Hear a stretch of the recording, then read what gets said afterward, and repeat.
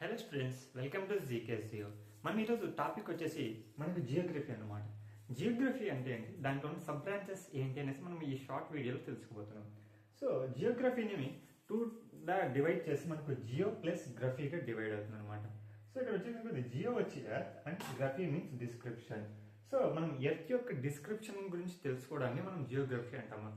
So మనకు జియోగ్రఫీలో అట్లా interiors of the earth ఉంటుంది, plus exteriors of the earth కూడా మనకు ఇంటర్లింక్ అయి ఉంటుంది అనమాట. దాన్ని మనము జియోగ్రఫీ ద్వారా తెలుసుకోబోతున్నాం.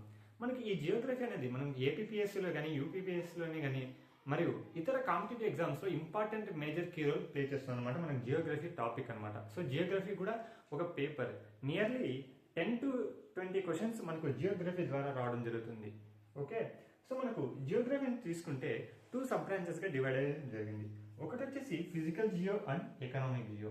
ఫిజికల్ జియోగ్రఫీలో ఫిజికల్ మీనింగ్ ఏంటంటే మనకు కళ్ళకు కనిపించేది దాన్ని ఫిజికల్ అంటారు అనమాట. అపీరెన్స్ ని మనం ఫిజికల్ అనేసి అంటాము. సో అక్కడ ఇప్పుడు ఫిజికల్ జియోగ్రఫీ అంటే మనకు కళ్ళకి ఏది కనిపిస్తుందో జియోగ్రఫీ పరంగా దాన్ని ఫిజికల్ జియోగ్రఫీ అంటారు. దానిలో 2 సబ్ బ్రాంచెస్ ఉంటుంది. ఒకటి వచ్చేసి వరల్డ్ అండ్ ఇండియా అనమాట. సో ముఖ్యంగా మనకు వరల్డ్ లో తీసుకుంటే మన కళ్ళకి ఏం కనిపిస్తుంది అంటే కాంటినెంట్స్ కనిపిస్తుంది, ఓషన్స్, నెక్స్ట్ వెదర్ ప్యాటర్న్స్, అవి మనకు ఈ ఫిజికల్ జియోగ్రఫీ వరల్డ్ లో కనిపిస్తుంది.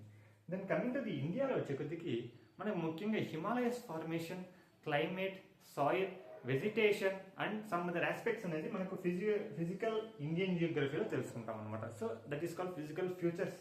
Okay, and coming to the economic Geography. Economic Geography ఏంటంటే హ్యూమన్ ఇంటర్ఫీరెన్స్. సో జియోగ్రఫీలో ఇంటర్లింక్ అయింది అంటే హ్యూమన్స్ జియోగ్రఫీతో ఇంటర్లింక్ అయితే దాన్ని ఎకనామిక్ జియోగ్రఫీ అంటారు.